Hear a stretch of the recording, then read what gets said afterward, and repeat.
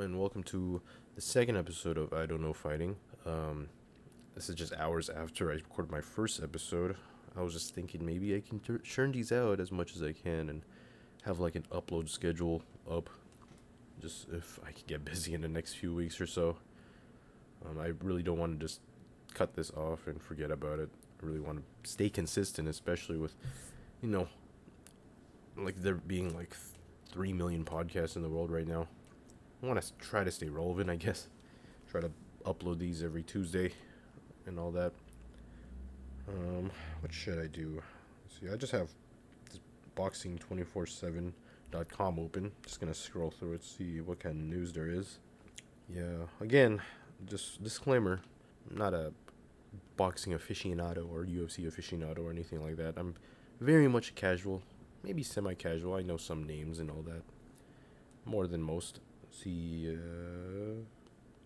Olympic gold medalist Sandy Cruz, still undefeated. People saying, or this article says lacks excitement, according to Tim Compton. Nice name. Well, yes, Francis Ngannou gonna face Anthony Joshua, R.I.P. Anthony Johnson. I don't know, just my 2 cents on that. People are saying it's like a lose-lose for Anthony Joshua. I agree as a boxing purist in that point, but I mean, come on, honestly, it's still a win if he's gonna get a big check out of it. But yeah, wherever it is in the Middle East, I know they're gonna give both of them a really big check. Anthony Joshua, I think he knows. He's like, okay, I got like 3 losses on my belt already. As a boxer, that's kind of, time to just get those money fights, I guess. He can still fight Deontay Wilder after his loss. I think that's what a lot of people got to understand, like the difference between MMA and boxing. In boxing, there are a lot more boxers, signed up, professional and all that. That's why you can see a lot of guys go undefeated for 20, 30 fights. But in MMA, you don't really see that. You see a guy named Brandon Royval fighting in the main event with a record of like 15-7. If you're 15-7 in boxing, you're gonna be fighting in a casino somewhere where no one knows where you're at.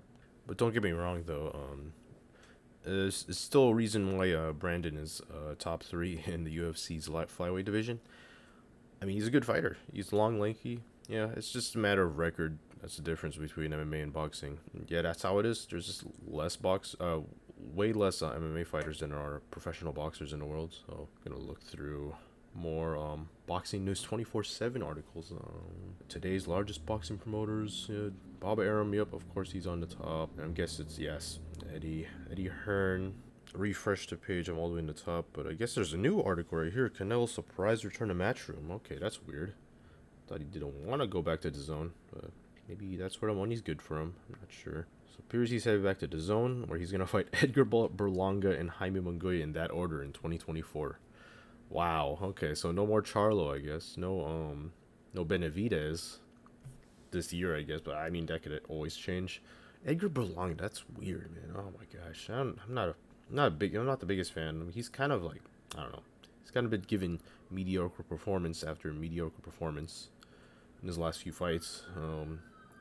Jaime, he's cool. I mean, I don't think he's a top dog, but he's fun to watch. He really, put the beating on John Ryder right into retirement. But other than that, he's got that really close win against Derevyanchenko.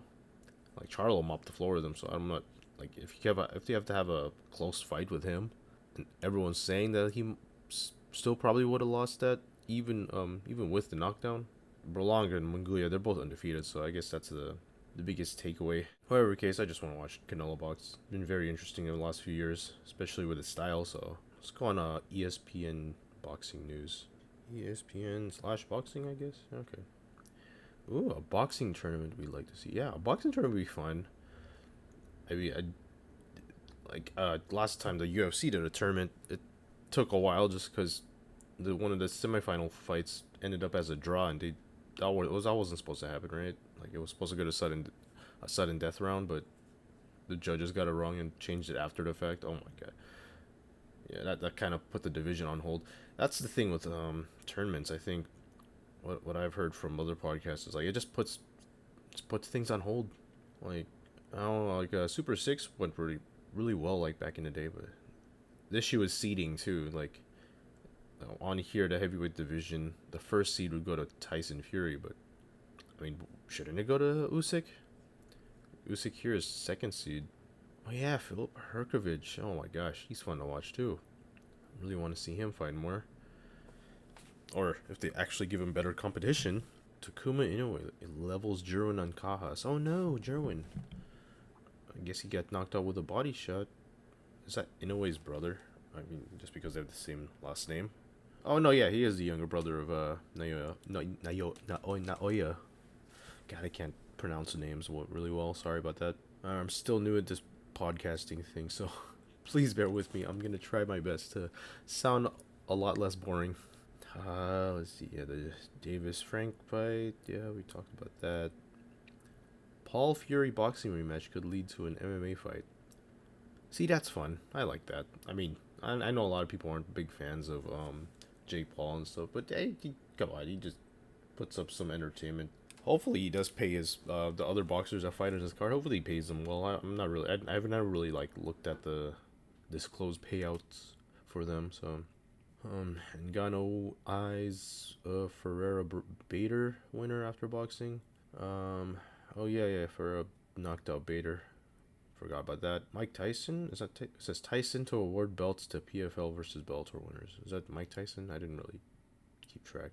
No, speaking of Berlanga, he just came off a victory. Did not know that. 6 round TKO. Okay. I am really liking the Haney Garcia fight. Thinking about it a lot more now. It's gonna be at 140. I think a better weight for Garcia. According to them, there's no rehydration clause. I don't know. That was a big issue with Garcia and Tank. In my opinion, just again, my opinion, I still think Tank is gonna would mop the floor with Garcia, even at any weight that they decided on. Why they had a rehydration clause, I don't know. Like, wait, who likes weight bullies? I guess that's my big takeaway from that. Tim Bradley's picks for the next every future standout in every boxing division. Nah, I don't want to hear his take. Not really a fan of his takes. Again, my opinion. Let's see. Oh yeah, that one. Oh, there was a fight that my friend sent me. It was Duran Ennis versus Mario Barrios. That's interesting. I really like that. Did I already talk about that in my last episode? I don't know. See, this is why you need good notes, guys. Okay.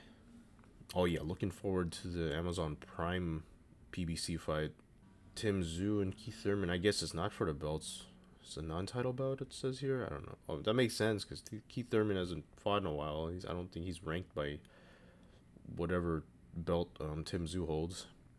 What other podcast? Oh yeah, it's a podcast I listen to related to boxing, UFC. I mean, they're both just related to boxing, but they are the Sunday Puncher podcast with a guy named Angelo.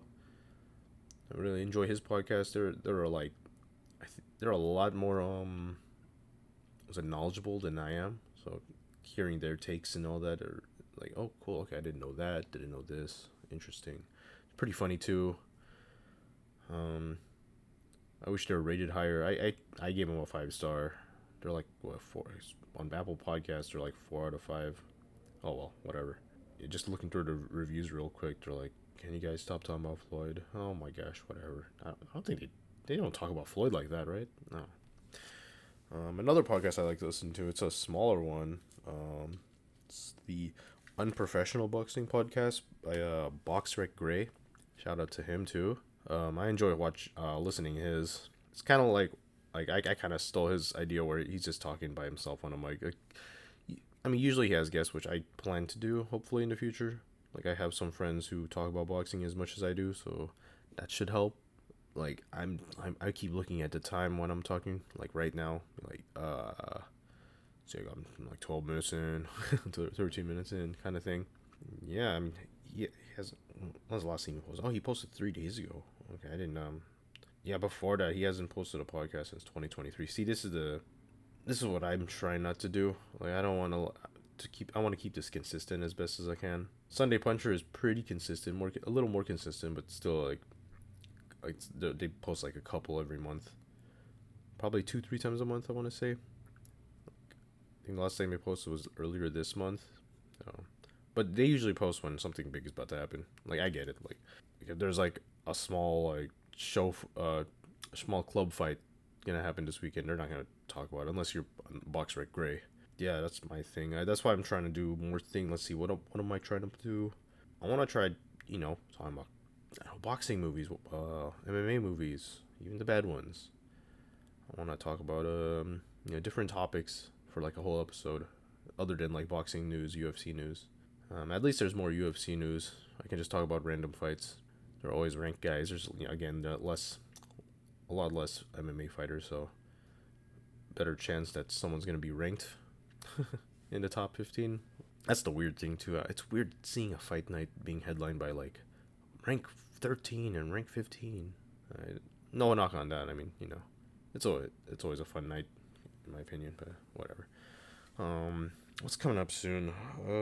Yeah, UFC Fight Night. What is that? Is that a Derek Lewis one? Oh no, Rosenstrike. Yeah, Rosenstrike Gassiev. Yeah, I like watching Rosenstrike fight.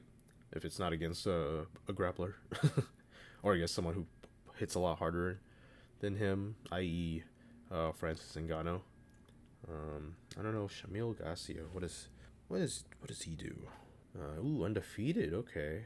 According to Tapology, he's the 19th best current heavyweight, MMA heavyweight. Okay, that's cool. He was on Contender Series. Okay, wow, he's coming off just one win in the UFC. So two if you count the Contender Series, and now he has a main event fight against Rosenstrike. That's interesting. Is he that good? He has more knockouts than submissions. That's nice. So he's more of a striker, I guess. I don't know. Based on this, maybe he grapples and then knocks you out. I don't know. We'll see how that goes. I do like I do really enjoy the matchmaking in the UFC. I always find it fun. Like that's a one knock. I get it though. It's more for building, but in boxing, they tend to like early in some young star's career, they match him up against like a tomato can or a janitor. I'm like, oh okay, he's gonna knock him out. Like they'll give like Keyshawn Davis Jose Pedraza when Jose Pedraza is like 50. But I mean, weirdly enough, it's still a good step up for Keyshawn Davis. I mean, that's how it is though. He's been fighting nobodies, and he didn't lose a fight, but he got called a no contest because of the fact that he was like smoking or something, smoking weed maybe. I don't know. Let's see. Oh yes, UFC 299 the week after that, March 9th. O'Malley and Vera very not deserving of the title shot, but who cares? It's a rematch. Vera could, leg kick him in the ankle again and fuck him up and win the title via injury or elbows like he did last time. What I'm really looking forward to is a Poirier and Saint Denis, Benoit Saint Denis. Yeah, that guy's a scrapper. Oh my god, he's fun to watch. He knocked out like his last three opponents or something like that, or at least finished them. He's fun to watch. He's like the favorite over Poirier, which is weird. Maybe because Poirier's like just got knocked out. I guess it's that kind of like I got head kick knocked out, and that's why I'm gonna probably not do as well my next fight. Again, for example, Alex Volkanovski. Oh, and people like this one, Kevin Holland and Michael Page. Ooh, Michael, what's his name? Venom Page or MVP? I forgot his nickname. Guy coming from Bellator, really flashy, really Roy Jones like, I want to say. Yeah, Kevin Holland, big talker, always talking inside and outside the cage, both tall and skinny. So 6'3". How tall is also 6'3" Michael Page? Okay, that's gonna be fun. They're gonna be talking shit to each other the whole time. I did see some workout or like pre-promotional stuff from Michael Page in the UFC, and he kind of looks a little soft. I don't know, like, is this gonna be? Yeah, it's gonna be fought at welterweight. He's been fighting at welterweight, right? I don't know. He just looks kind of soft. Maybe because he isn't in fighting shape yet. But we'll see what happens there. Jack Della Maddalena. I like his boxing. He's gonna fight Gilbert Burns. Really good step up for him. Gilbert Burns is always a tough challenge. Let's see if he can get it done. Move up the ranks. His last few fights have been kind of underperforming. He's had some split decisions his last two fights. I mean, he almost lost against Kevin Holland, but he definitely almost lost against Basil Hafez, if that's how you say his name. Oh yes, and the first fight on the main card, Peter Yan and Song Yadong. Oh my gosh, been waiting for this one. They were supposed to fight on the main event for a fight night like a couple months ago, I think, but one of them got injured or sick, so that couldn't go. So I'm glad to see this coming on in the first fight of the main card. That's gonna be fun to start off with. And yeah, prelims look good too. We got Rafael dos Anjos, Curtis Blades is on there. He's gonna fight that Almeida guy. So two grapplers might be a boring fight. Michel Pereira still on. Oh, still fighting. See how long we've been going on. 20 minutes. Okay, 20 minutes again for a second episode. Let's see if we can just see what else we can talk about for the next, I don't know, a few minutes or so. But that's a lot of episodes. I feel a lot of podcasts. They're always a little behind. I was gonna say, the last thing I wish for is to be one of those guys on podcasts who has their own opinion about stuff, and that's literally what I'm doing. But in this case, it's a boxing focused thing. But yeah, I want to plan to do another podcast about being a parent, and there I go again. Gonna be a dude on a podcast with their own opinion about stuff. Oh man, that won't that won't go well, right? I don't know. All right. I don't know if you noticed my voice being a little more lively, hopefully, or a little louder, I guess. I am recording this in the morning, right before work.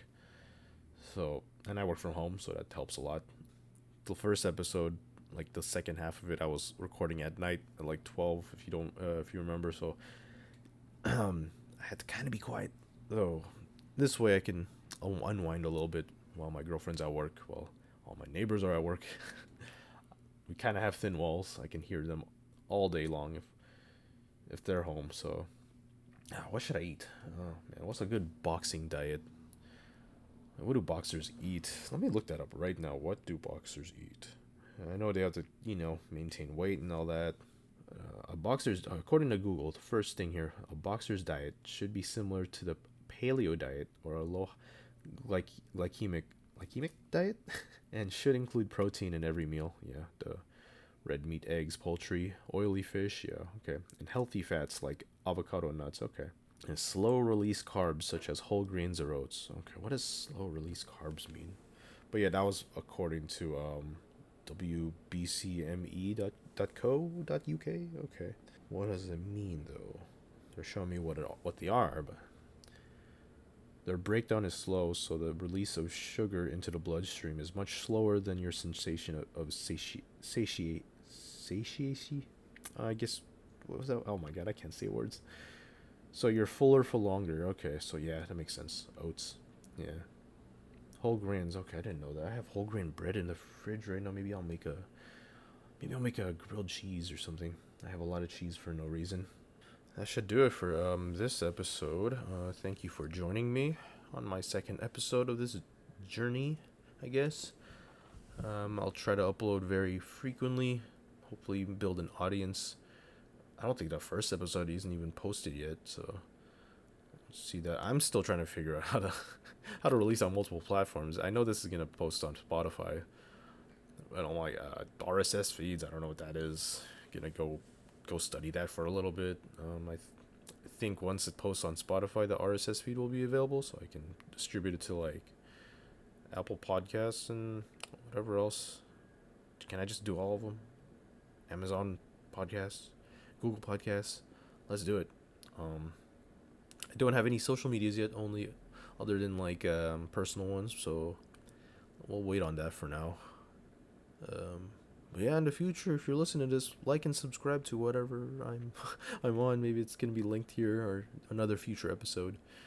And yeah, thank you very much. Have a good one.